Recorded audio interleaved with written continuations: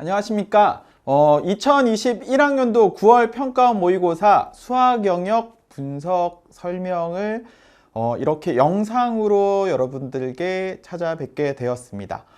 저는 분당 청솔학원에서 수능과 수리 논술 강의를 하고 있는 김의남이라고 합니다.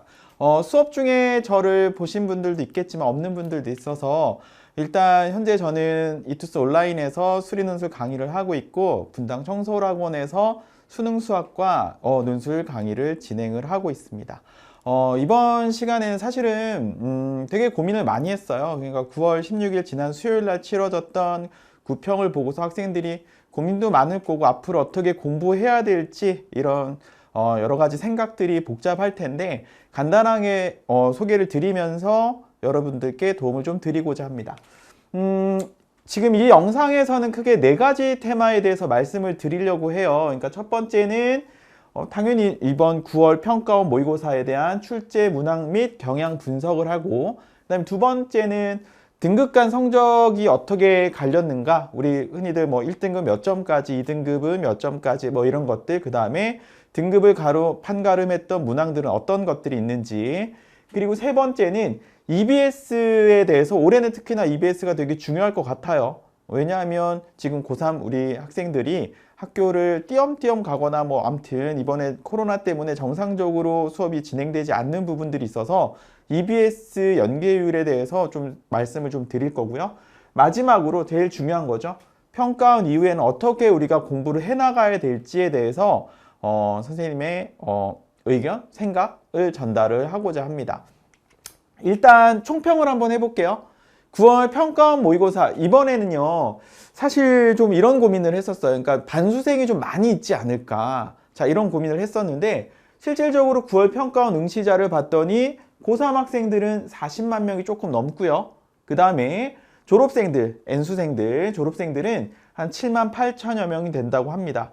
이 수치는 작년 9월에 대비해서 한 11.3%가 감소했다고 하는데 사실은 원래 좀 학생 수가 좀 더 줄긴 줄었어요. 작년에 비해서 올해 학생 수가 확연히 더 줄었고 그거를 감안했을 때는 아주 소폭 좀 줄었다. 그러니까 실질적으로 반수생이 많이 유입될 거라고 생각을 했지만 현실적으로는 그렇지 않다라는 거.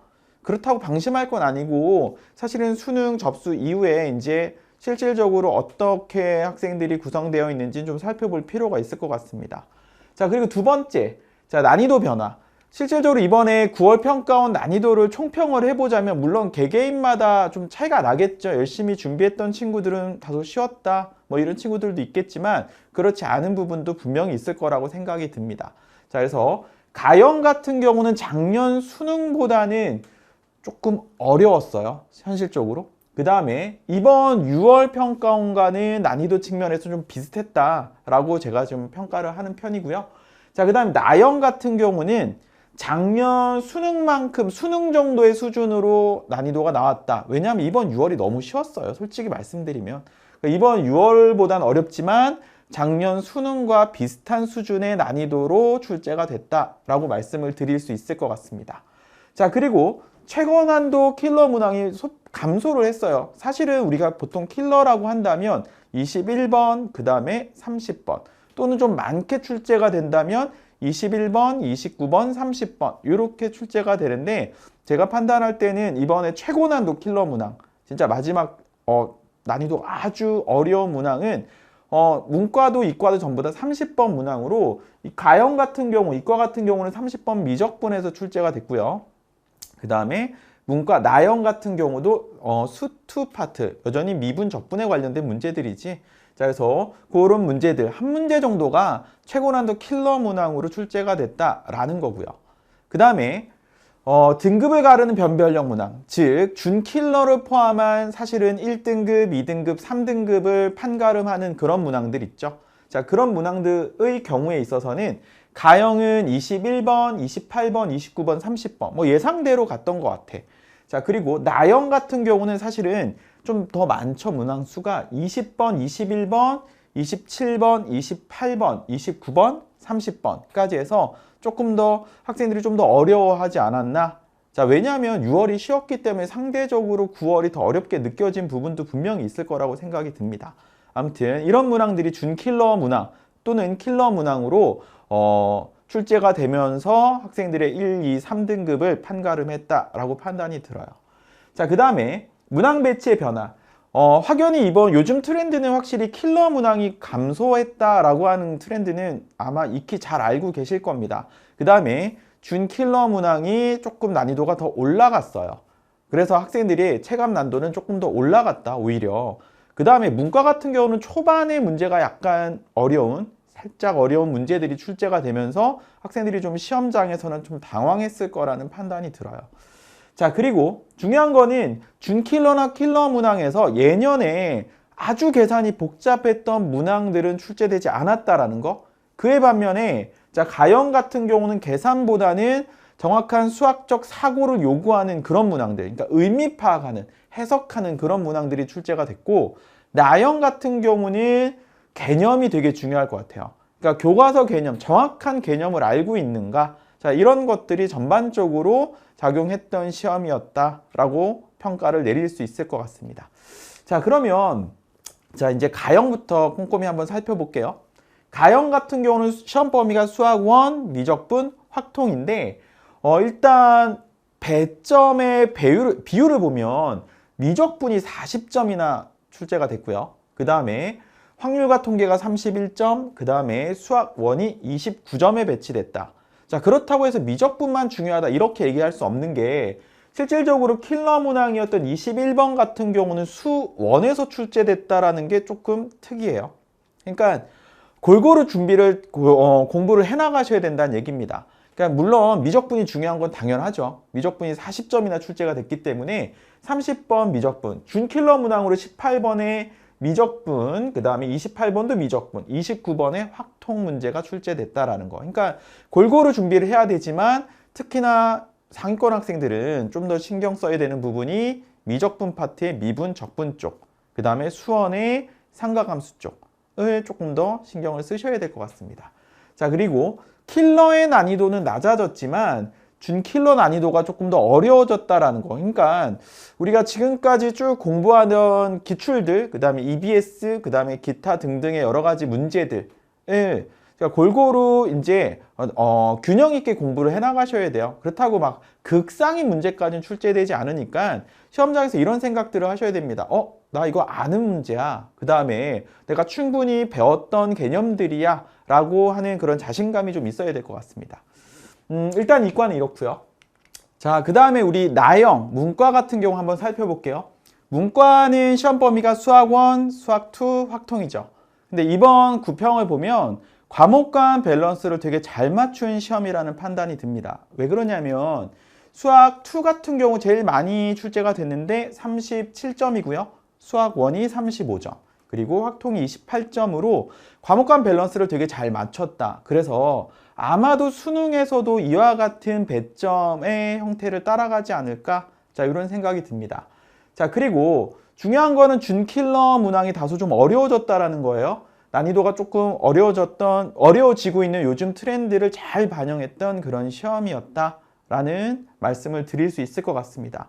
그리고 고난도 문항이 일단 20번, 21번, 그리고 29번, 30번으로 실질적으로 난이도 차이가 그렇게 크지는 않아요. 그러니까 그냥 적당한 수준의, 그러니까 물론 어렵죠. 어려운데 적당하게 어려운 정도의 뭐 극악으로 어렵다 이런 게 아니라 그런 준킬러와 킬러의 구분이 조금 모호해지면서 실질적으로 난이도가 조금 더 올라갔다. 근데 실질 나중에 뒤에서 다시 한번 말씀을 드리겠지만 정답률은 그렇게 뒷부분에 가서 29번, 30번 높진 않아요. 제가 볼 때는 문과 학생들이 초반에 좀 어려웠던 문항들이 좀 있습니다. 그러면서 시간의 문제에서, 그러니까 시험 시간 내에서 조금 당황하거나 아니면 시간이 좀 부족하지 않았나 이런 생각이 좀 들긴 합니다. 그래서 시간 관리의 요령들을 조금 연습을 해나가셔야 돼요. 물론 시험장에서 시험 문제를 풀어나감에 있어서 시간 관리를 잘하기 위해서는 그냥 많은 모의고사를 풀어보고 연습해보는 거, 그 다음에 그런 것들이 되게 중요하겠죠. 일단 뭐 나형의 전체적인 문제 출제를 보시면 이렇고요. 자, 그 다음에 이제 좀 꼼꼼하게 가볼게요. 잘 보이실지 모르겠다, 화면에. 자, 일단 가형 같은 경우는 옆에 정답률, 출제 단원, 출제 의도들을 한번 쭉 정리를 한번 해봤습니다. 초반부터 쭉 보시면 사실은 이런 문항때에 이런 문제, 그런 과목의 문제들이 출제될 거다라고 예상을 한번 해볼 수 있을 텐데 초반 1번부터 쭉 객관식 풀어나감에 있어서 그렇게 어렵진 않아요.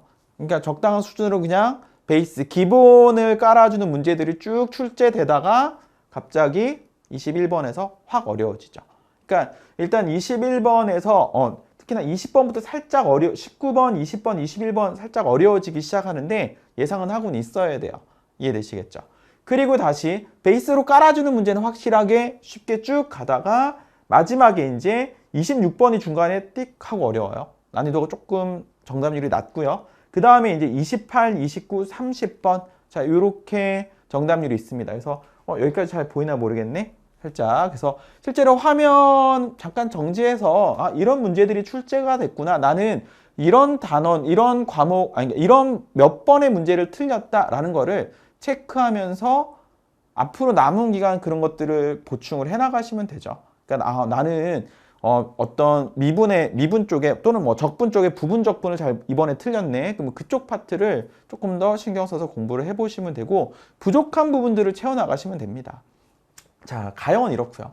나형도 한번 볼게요. 나형 같은 경우는 자, 마찬가지 쭉 초반에 뭐 베이스로 깔아주는 문제들 쭉 가다가 중간에 갑자기 뜬금없이 그러니까 어려운 문항들이 초반부터 등장을 합니다. 15번, 16번, 17번, 18번, 19번. 아마 이게 많이 어렵진 않은데 6월에 비해서 좀 어려워졌네? 6월은 분명히 쉬웠는데 갑자기 왜 이러지? 뭐 이러면서 시간들을 막 소비하면서 쓰면서 학생들이 당황하지 않았을까? 자, 이런 생각은 살짝은 들어요. 그리고 20번, 21번 크게 정답률의 차이가 없어요. 그러니까 21번만 킬러다, 준킬러다 이렇게 말을 할 수 없는 게 초반에 조금 어려웠다라는 거. 그래서 아마 등급이 조금 낮게 나오지 않았을까? 이런 생각은 듭니다. 그리고 이제 주관식으로 쭉 넘어가면서 중간 초반에 이제 정답률이 많이 낮아지죠. 그 다음에 29번, 30번이 생각보다 너무 많이 낮아요. 그러니까 이 부분은 분명히 초반에 적당히 준 킬러 문제들이 어려우면서 시간을 많이 썼기 때문에 뒤에서 당황하면서 침착하게 접근하지 못했다. 자, 요렇게 생각을 할 수가 있을 것 같습니다. 그래서 이것도 잠깐 이렇게 보시면서 잠깐 뭐 화면 잠깐 멈춰놓고 나는 이런 문항들이 틀렸구나. 그럼 앞으로 남은 기간 동안에 자, 이쪽 파트를 조금 더 신경을 써서 준비를 해야 되겠다. 이렇게 생각하시면 좋을 것 같습니다. 자, 일단 전체적인 가나형 출제 문항별 살펴봤고요. 그 다음에 이번에 등급 컷이에요. 물론 이투스에서 발표한 기준으로 말씀을 드리는 겁니다. 물론 이게 타 사이트나 뭐 다른 기관들에서 조사했던 등급 컷이 이번에는 조금 차이가 많이 나더라고요. 그러니까 물론 뭐 뚜껑은 열어봐야 되겠지만 이투스에서 발표하기는 1등급이 92, 그 다음에 2등급 85, 3등급 컷이 80, 그 다음에 71, 55 이렇게 떨어지는데 평균은 생각보다 높아요. 자, 평균은 높은데 표준 편차가 25다 이렇게 되는 얘기는 뭐냐면 실질적으로 기본적인 문제들은 쭉 베이스로 많이 깔아줬다. 그 다음에 난이도가 높은 몇몇의 변별력 있는 문항들이 작용을 했다라는 시험이라고 볼 수가 있을 것 같습니다. 물론 1등급 컷이 지금 92지만 뭐 다른 기관에서 발표했던 자료들을 보면 뭐 90도 있고요, 89도 있어요. 그러니까 아직 왔다 갔다 하고 있는 것 같습니다. 자, 그래서 일단 변별력으로 작용했던 1등급 학생들 컷에 걸려있는 100점 가기 위해서는 29번, 30번을 더 공략을 하셔야 되고요. 그 다음에 2등급인 학생들이 1등급으로 올라가기 위해서는 21번, 28번. 그 다음에 3등급 학생들이 2등급으로 가기 위해서는 18번, 20번.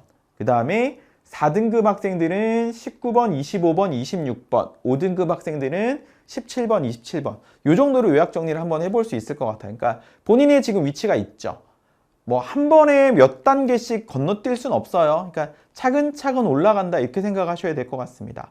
자, 문과도 한번 볼게요. 나형 같은 경우는 1등급 컷이 84예요. 그러니까 물론 원래 항상 이과보다 조금 낮아요. 낮긴 낮지만 이번에 좀 어려웠던 이유가 제가 아까도 말씀드렸죠. 초반에 준 킬러 문항들이 조금 배치가 됐다라는 점.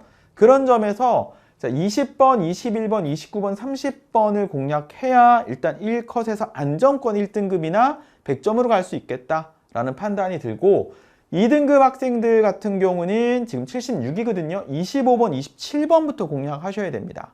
자, 그 다음에 3등급은 18, 19, 28, 그 다음에 4등급은 16, 17, 5등급 학생들은 기본기부터 12, 15, 26번 문제들부터 내 걸로 만들어 나가야 되겠다. 이런 생각이 듭니다.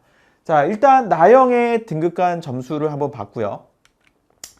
자, 일단 이 자료는 사실은 작년 기준으로요. 실질적으로 3월 모의고사, 6월 평가원, 9월 평가원 이후에 실제로 수능 성적이 어떻게 되었느냐라는 건데, 자, 보시면 9월 기준에서 일단 기본적으로 유지하는 비율이 보시면 전체적으로 1등급 학생들이 유지가 좀 잘 돼요. 42.3%. 자, 이 정도가 되고요. 자, 그 다음에 2등급, 3등급, 4등급 학생들의 비율을 보면 약 한 20%를 약간 웃도는 수준으로 갑니다. 자, 올라갈 수도 있어요. 남은 기간 어떻게 잘 하느냐에 따라서 올라가는 학생들의 비율을 보시면 22, 27, 33% 정도 됩니다.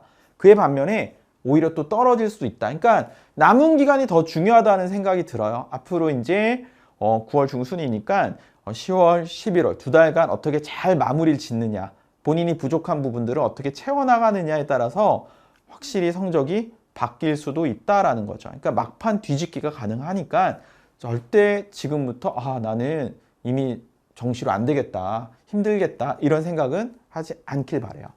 자, 나영도 한번 볼게요. 나영은 오히려 조금 더 희망을 드릴게요. 상승폭이 좀 더 높아요. 사실은요. 조금. 물론 전체적인 거는 이과가 높지만 일단 상위권 학생들 2등급, 3등급 되는 학생들은 여기서 보시다시피 30% 정도로 약간 웃도는 수준이 됩니다. 그러니까 확실히 나영 같은 경우는 기본 개념에 충실한 문제들이 많이 출제됐기 때문에 자, 늘 그래 왔기 때문에 남은 기간 정확한 개념을 파악하고 문제를 우리가 연습해서 풀어나가는 연습이 잘 된다면 그 다음에 모의고사 형태의 시험을 많이 접해보면서 남은 기간 연습한다면 충분히 올라갈 수 있다. 자, 근데 그에 반면에 또 이런 것도 있죠. 하락할 수도 있어요. 또는 유지되는 비율이 생각보다 많이 높습니다. 자, 그래서 자, 마지막 끝까지 열심히 하시는 그런 모습을 보여주셔야 됩니다. 자, 일단 뭐 작년 기준이지만 올해 뭐 많이 달라졌죠. 변수들이 좀 많기 때문에 정확하진 않지만 자, 한 20, 30%는 남은 기간 어떻게 준비하느냐, 마무리 잘 짓느냐에 따라서 올라갈 수도 있다. 충분히 올라갈 수 있는 성적대들이니까 끝까지 열심히 하셔야 됩니다. 그리고 요거는 자, 그냥 참고 삼아 한번 보여드리는 거예요. 2020학년도 기준으로요. 실질적으로 뭐 꼼꼼하게 다 보여드릴 수는 없죠. 그러니까 뭐 아마 각 뭐 선생님들이나 이런 분들이랑 이번에 원서 쓰면서 많이 상담도 하고 자기 성적 비교도 한번 해보고 가능성 있는 대학들도 한번 고민해보고 이러고 있을 테지만 뭐 간략하게 요약을 드리자면 이과 같은 경우는 자, 정시 가능 대학 이거는 2020학년도 수능 기준으로 말씀을 드리는 거예요. 자, 전국 의예를 가기 위해서는 평균 1.3등급 높죠. 뭐 의예니까 뭐 그럴 수 있고 서영고나 1.6 주에 6개 1.9 그 다음에 주에 12개 대학 15개 대학 그 다음에 서울 소재 대학까지 평균 등급으로 좀 보시면 될 것 같아요. 점수는 좀 차이가 나겠죠. 왜? 시험에 따라 다르니까. 자, 근데 이제 등급은 전체적으로 비슷비슷하니까 등급으로 감안을 해봤을 때 약 한 3.5등급 정도까지가 서울 소재 대학이고 주요 6개 대학 정도로 가기 위해서는 평균 2등급 안쪽에 들어와야 됩니다. 자, 그러니까 과목 간 밸런스, 수학 제일 중요하죠. 이과 학생으로서 수학 제일 중요하지만 과목 간 밸런스도 잘 맞춰 나가셔야 된다라는 점 말씀을 드리고 싶고요. 자, 나영도 한번 보여드릴게요. 나영은 서울대가 1.2, 연고대 1.3, 주요 6개가 1.6. 이과보다 좀 높아요. 왜 그러냐면 어쩔 수 없죠. 학생 수가 좀 더 많아요. 그래서 실질적으로 등급이 약간 이과보다 높지만 자, 전체적으로 서울 소재의 대학을 가기 위해서는 평균 한 3등급 정도를 맞아야 정시 지원 가능하다라고 말씀을 드릴 수 있을 것 같습니다. 그래서 이건 뭐 참고 자료니까 올해 또 어떻게 변화될지 모르지만 일단 한번 살펴보시라는 거. 그 다음에 어떤 대학을, 정시는 어떤 대학 또는 수시에서는 어떤 대학들을 쓸지를 많이 고민해 보시라는 거 말씀을 드리고 싶고요. 자, 그 다음에 세 번째. 자, 이제 EBS 얘기를 좀 해봅시다. 자, 항상 수학은 EBS 연계율이 70%였어요. 그러니까 원래 70% 연계율이라는 게 원래 수학은 뭐 다른 거 뭐 국어나 영어에 비해서 그렇게 연계율에 영향을 받진 않았었습니다. 왜 그러냐면 어차피 그 문제고요. 그다음에 기출에서 유사 문제들이 충분히 있었기 때문에 반드시 EBS를 풀어야 되느냐라고 얘기를 했지만 올해는 좀 다를 것 같아. 올해는 코로나 여파로 사실 현실적으로 그러니까 교육 과정, 교육 현장에서 정상적으로 수업이 진행되지 않고 EBS를 도움을 많이 받았던 상황이거든요. 그런 측면을 감안을 해본다면 EBS 연계율을 높아지지 않을 테지만 중요한 거는 EBS에서 주요 문항들, 준킬러 이상급의 문항들이 EBS에서 연계된다면 그럼 조금 생각이 달라질 수 있거든요. 자, 그래서 일단 수능 특강, 수능 완성 문항으로 실제 출제 유형이나 이런 것들 반드시 정리해 보셔야 됩니다. 꼭 한번 당연히 풀어 보셔야 돼요. 자, 그리고 두 번째, 자, 자신의 수준에 맞게 공부를 해 나가시기를 추천을 드려요. 왜 그러냐면 나는 5등급인데 레벨 3, 수능 완성, 특강의 레벨 3까지 문제 풀기 너무 어렵거든요. 자, 그러다 보니까 자기의 등급에 맞게, 만약 본인이 1, 2등급이다, 그럼 당연히 레벨 3까지 풀어야 되지만, 본인이 5등급이다, 그럼 레벨 2 정도까지만 공부를 해보셔도 충분하다고 생각이 듭니다. 일단 기본적으로 수능 특강 레벨에 따라서 자기 등급에 맞춰서 공부를 해나가시라는 거. 그 다음에 수능 완성으로는 당연히 한번 마무리 점검을 반드시 해보셔야 됩니다. 아마 지금 이 시기쯤 되면 수능 특강, 수능 완성 선생님 지겹게 풀었어요 라고 했을 것 같아. 자, 그래서 보시면 1회 전체 문항, 처음에 전체 문항 쭉 한번 풀어보셔야 되고요. 그 다음에 두 번째, 오답, 틀렸던 문항 당연히 풀어보셨을 거라고 생각이 됩니다. 자, 그 이유는 지금까지 쭉 시간 동안 최소한 2번은 풀었어야 되고요. 마지막, 이제 남은 기간 3회에서는 이번에 뚜껑이 다 열렸잖아요. 6월달, 9월달 평가 모의고사 나왔으니, 그러니까 오픈이 됐으니 그에 해당되는 그와 유사 문제들을 신경을 써가면서 신유형이나 그런 취향 유형 문항들을 마지막으로 10월달, 11월 중에 수능 특강, 수능 완성을 반드시 한 번은 더 푸셔야 됩니다. 왜 그러냐면 제가 우스갯소리를 얘기를 해요. 제 제자 중에 서울대 간 녀석이 있는데 들었던 친구들도 있을 것 같아. 그 녀석한테 문득 하루는 전화가 와서 뭐 이렇게 뭐 안부차 이렇게 얘기를 인사를 나누다가 야, 근데 너는 작년에 EBS 몇 번 풀었니? 이렇게 물어봤더니 3번 풀었대요. 그래서 니네도 3번 풀어, 알았어? 자, 그래서 정확히 그 친구가 하는 얘기가 처음에 요 얘기를 딱 하더라고요. 전체적으로 한번 풀고, 그 다음에 두 번째는 틀렸던 문항들 풀고, 마지막 세 번째는 6월, 9월 이후에 신유형이나 이번에 6월, 9월에 연계됐던 유형의 문제들 체크하면서 마지막 한 번 더 풀었다라고 얘기를 하더라고요. 그러니까 여러분들도 남은 기간 동안에 EBS 반드시 한 번은 더 푸셔야 됩니다. 자, 그리고 수능 완성에 보면 실전 모의고사가 있죠. 그 실전 모의고사를 바탕으로 마지막 실전력 향상을 연습을 하셔야 돼요. 물론 이거 말고도 기존에 나와 있는, 시중에 나와 있는 여러 가지 모의고사들 계속 꾸준히 풀어나가시면서 실전력을 높이셔야 됩니다. 그래서 올해는 특히나 연계율, 물론 70%는 유지는 하겠지만 그보다 중요한 거는 준킬러나 킬러에서 출제된다면 확실히 그 연계율, 영향이 훨씬 더 있기 때문에 조금 더 신경을 쓰셔야 된다는 거. 그 다음에 참고로 더 말씀드리면 올해는 특히나 또 교육청 모의고사, 올해 제 날짜에 잘 치러지진 않았지만 올해 치러졌던 교육청 모의고사들도 반드시 점검을 해보셔야 돼요. 이해되시겠죠? 자, 일단 EBS를 가지고 남은 기간 동안 이렇게 공부를 해나가시길 추천을 드리고요. 자, 그래서 수능 일단 9월 평가원 이후에 사실은 성적을 향상하기 위해서 학습 전략을 세워야 되는데 일단 전체적으로 이런 말씀을 드리고 싶어요. 일단 생활 습관 자체가 건강해야 됩니다. 남은 기간은 일단은 어떻게 보면 짧은 시간이지만 어떻게 보면 좀 긴 시간이거든요. 정확하게 일단 자신의 생활 패턴들을 건강하게 유지하실 필요가 있어요. 그래서 막 욕심에 찬 거야. 어떤 친구들은 내가 지금 너무 많이 부족한 것 같아. 오버페이스 하는 친구들이 있어요. 그러면 오히려 아파요. 몸이 시름시름 앓거나 페이스를 놓치게 됩니다. 그러니까 꾸준한 생활 패턴 중에서 열심히 하셔야 돼요. 그래서 일단 건강한 생활 습관을 가져야 되고요. 그 다음에 효율적으로 좀 쉬셔야 됩니다. 이게 무슨 말이냐면 보통 쉬라 그러면 학생들이 스마트폰 보거나 뭐 컴퓨터 PC 보거나 뭐 아무튼 뭐 웹서핑 하거나 게임을 하거나 뭐 이러는데 사실 그거는요 바람직하진 않아요. 왜 그러냐면 쉬는 게 아니거든. 그러니까 쉰다라고 하는 건 여러분들은 공부를 하는 거죠. 머리를 쓴단 말이야. 머리를 쓰는 친구들이 쉬는 거는 머리를 쉬게 해야 돼요. 근데 스마트폰을 보거나 웹서핑을 하거나 게임을 하거나 이런 거는 즐겁죠. 즐거운데 문제는 뭐냐면 머리는 쉬지 않는다라는 거. 자, 그래서 쉴 때 충분히 잘 쉬어라. 그러니까 사실은 잠을 많이 자라 그래요. 충분한 수면도 취하고요. 그 다음에 만약에 낮 시간에 잠을 잘 수 없는 상황이라면 그냥 멍 때려. 그러니까 최대한 머리를 쉬게 해야 돼요. 쉬는 시간에는 머리를 쉬게 만들어야 됩니다. 자, 그 다음에 두 번째 중요하죠. 자신의 위치를 정확하게 파악을 하셔야 돼요. 막연한 기대심에 의해서 뭐 이런 게 아니라 나는 정확히 이 문제를 자 이렇게 틀렸고 내 위치는 여기고 그 다음에 난 이 문제를 맞췄지만 이런 부분들은 확실히 간과해서 풀었다. 그러니까 이런 걸 놓쳤다. 그러니까 위치를 정확하게 파악을 하셔야 됩니다. 그래서 자신이 부족한 부분들이 뭔지, 내가 뭘 모르는지를 아셔야 돼요. 자, 그게 정말 중요하다라는 거. 그 다음에 균형 있는 학습이 또 중요합니다. 이게 또 문제는 뭐냐면 그런 거예요.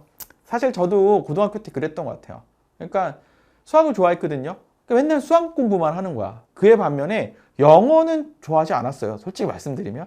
그 영어 공부는 항상 뒷전. 그 재미있는 수학 공부부터. 왜? 문제집을 풀면 재밌거든. 막 맞거든요. 막 채점을 하면 다 동그라미 동그라미 이렇게 하니까 재밌으니까 맨날 그 과목만 해요. 주변에 한번 잘 살펴보면 그런 친구들이 있어. 그러니까 저 친구는 국어를 되게 잘하네. 자, 그럼 왜 잘하는지 가만히 들여다보면 국어만 해요. 근데 저 친구는 영어를 되게 잘하네. 보면 영어 공부만 하고 있어요. 자, 그러면 안 돼. 자, 남은 기간 동안에는 균형 있는 학습이 필요합니다. 과목 간 밸런스를 되게 잘 맞추셔야 돼요. 분명히 자기가 부족한 부분들을 조금 더 신경 써서 공부를 많이 하셔야 되고요. 참 잘하는 부분들은 유지할 수 있도록 자 그렇게 공부 스케줄을 잡으셔야 됩니다. 자, 그래서 균형 있는 학습이 필요하고요. 그 다음에 또 어떤 이런 친구들이 있어. 그러니까 수학이 이번에 자신은 2등급이 나왔다. 그러니까 킬러를 놓쳤어. 그랬더니 이제 남은 기간 동안 나는 킬러를 팔 거야. 막 이런단 말이야. 그래서 맨날 킬러 문제지만 풉니다. 최고난도 문제만 막 맨날 풀어요. 그랬던 친구들의 최대 단점 뭐냐면 실질적으로 모의고사 같은 걸 보면 누구나 다 쉽게 접근할 수 있는 문제를 괜히 한번 비틀어 생각하는 그런 경향들이 있거든. 자, 그래서 그런 친구들 자 되게 조심해야 돼요. 킬러 문항만 절대로 공부하시면 안 됩니다. 킬러가 부족했던 부분 그런 친구들은 킬러 문항을 공부하되 자 쉬운 문항, 기본에 해당되는 문항들도 같이 공부를 해나가셔야 돼요. 그래서 고난도 문항만 공부하는 건 되게 위험한 발상이다. 그래서 앞으로 남은 기간 동안에 실전 모의고사들을 풀어가면서 밸런스를 잘 맞추셔야 돼요.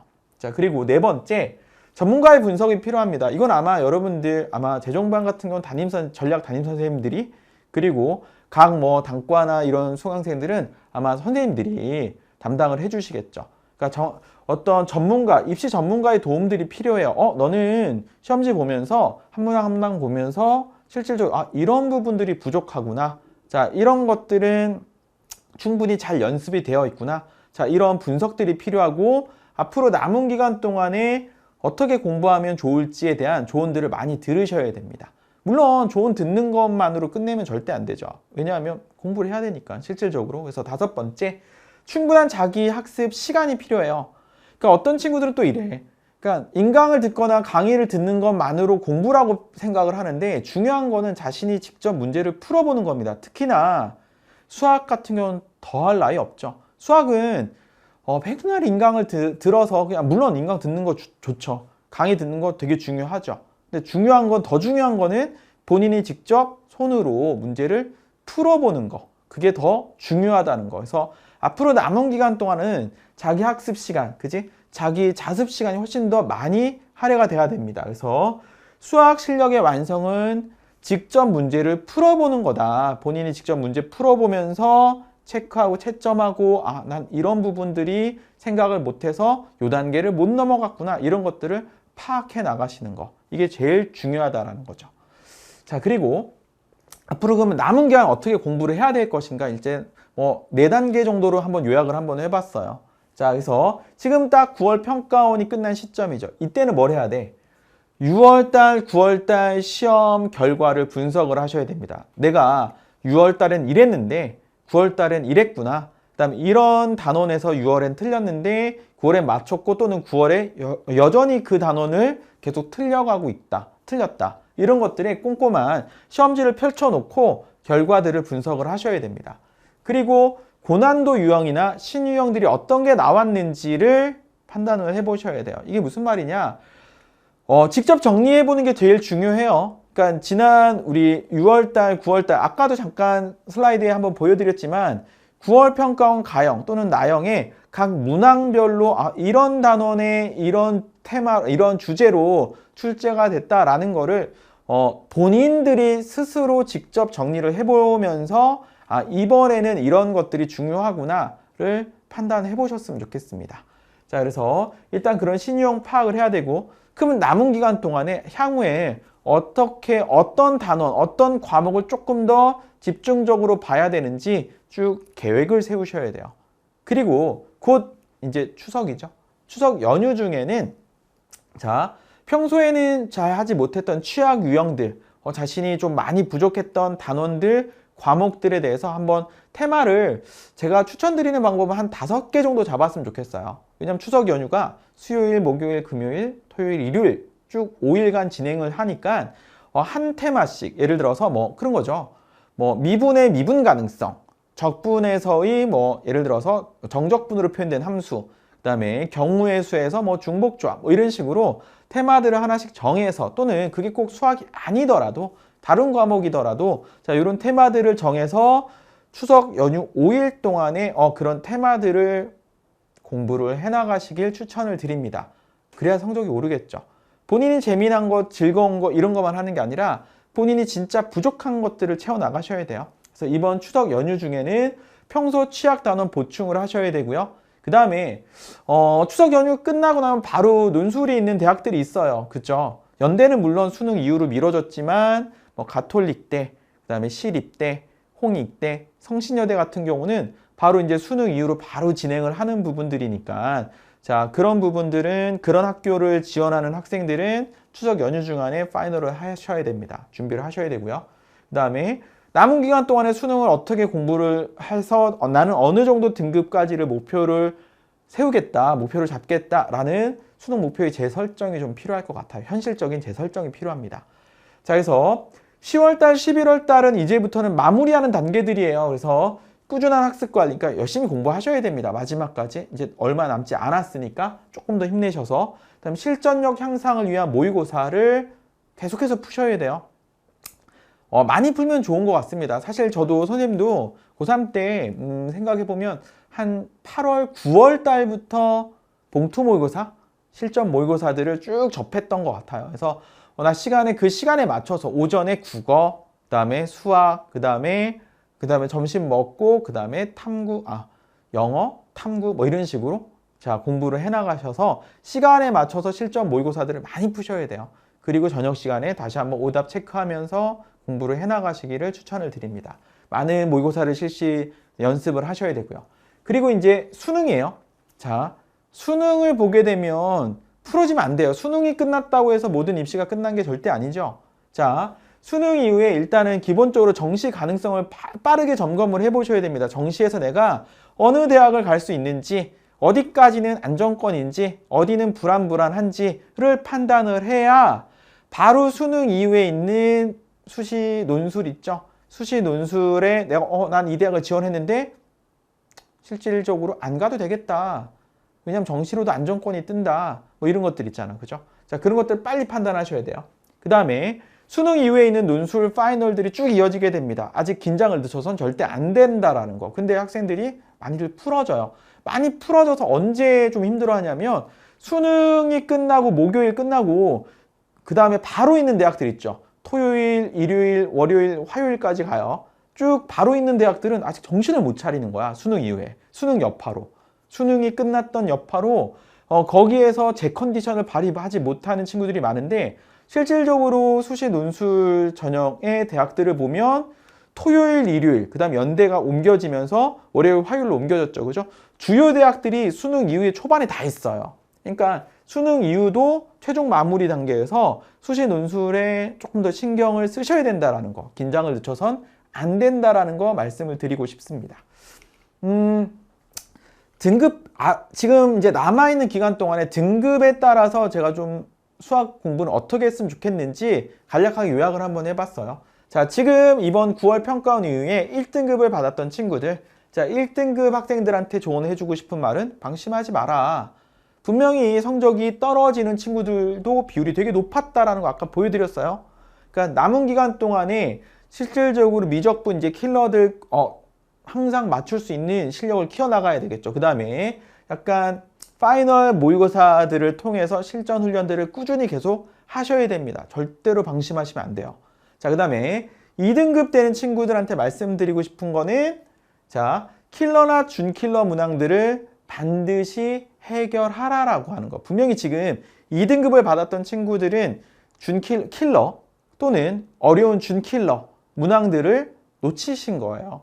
그거를 공략을 해서 반드시 해결해야 1등급으로 갈 수가 있습니다. 그래서 남은 기간 동안은 반드시 준킬러 문항을 해결하는 그런 연습들이 필요하다라는 거. 그런 측면에서 최근 수능 5개년 문항들 수능 기출문제는 다 풀어보셔야 돼요. 마지막 기간 동안에. 자, 5개년이라 봤자 많지 않아. 2020, 2019, 2018, 17, 16. 제가 추천드리는 건 5개년. 5개년 정도의 평가원 수능 문제들은 반드시 다시 한번 쭉 풀어보셔야 된다는 거. 킬러까지 다 포함해서요.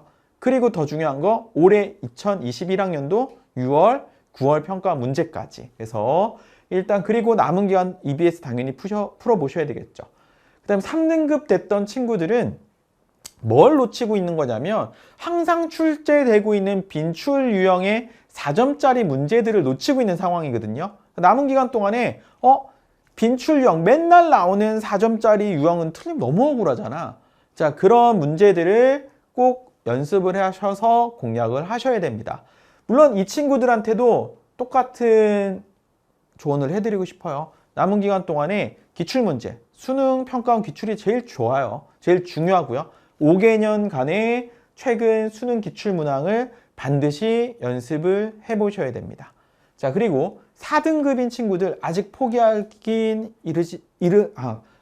마세요. 남은 기간 동안에 오히려 4등급인 친구들은 조금만 공부하면 3등급으로 또는 2등급까지도 갈 수도 있다라는 거. 그래서 지금부터 절대 포기하지 않길 바랍니다. 그래서 왜 4등급이냐 이제 이런 생각을 해보면 기본적인 개념 유형들의 문제들을 틀렸기 때문에 4등급을 받은 거거든요. 그러니까 이 친구들은 자, 기본적인 개념들 정확하게 다시 한번 정리를 해보실 필요가 있고요. 마찬가지 수능 최근 5개년 중에 최소한 3점짜리, 4점짜리 킬러를 제외한 문제들, 그런 항상 출제되는 자, 킬러 제외한 문제라고 한다면 그냥 쉽게 이렇게 생각하시면 됩니다. 20번, 21번, 29번, 30번 빼고 나머지 3, 4점 문항들을 다시 한번 연습해보면서 꼼꼼하게 점검을 해보시면 충분히 등급이 올라갈 수 있습니다. 그러니까 절대 끝까지 포기하지 마라 라고 말씀을 드리고 싶어요. 일단 제가 이번에 준비한 분석은 이 정도까지 준비를 했습니다. 남은 기간 사실 이제 9월 중순이고 수능이 좀 미뤄지면서 12월 초까지 이제 남은 기간 잘 준비를 해 나가셔야 되는데 중요한 거는 지금 9월 달에 시험 결과가 아니에요. 9월 평가원 모의고사 성적은 그냥 모의고사 성적일 뿐이고 참고 자료일 뿐입니다. 자, 그래서 남은 기간 동안에 이제 10월, 11월 2달 남은 이 기간 동안에 본인이 부족한 부분들 잘 채워나가시고 준비를 잘 해나가신다면 분명히 좋은 성적으로 수능 이후에 우술날이 있을 거예요. 그래서 선생님도 이제 수업 준비하면서 학생들에게 이제 여러 가지 이제 마지막 성적을 끌어올리기 위해서 최대한 노력하고 고민하고 열심히 수업할 테니까 잘 따라오시면 좋을 것 같고요. 자, 일단 무엇보다 중요한 거는 건강 유지하면서 꾸준히 자신의 부족한 부분들을 채워나가서 자, 지금의 시작이 곧 합격으로 이어질 수 있도록 끝까지 열심히 하시기를 응원하겠습니다. 네, 들어주셔서 감사합니다.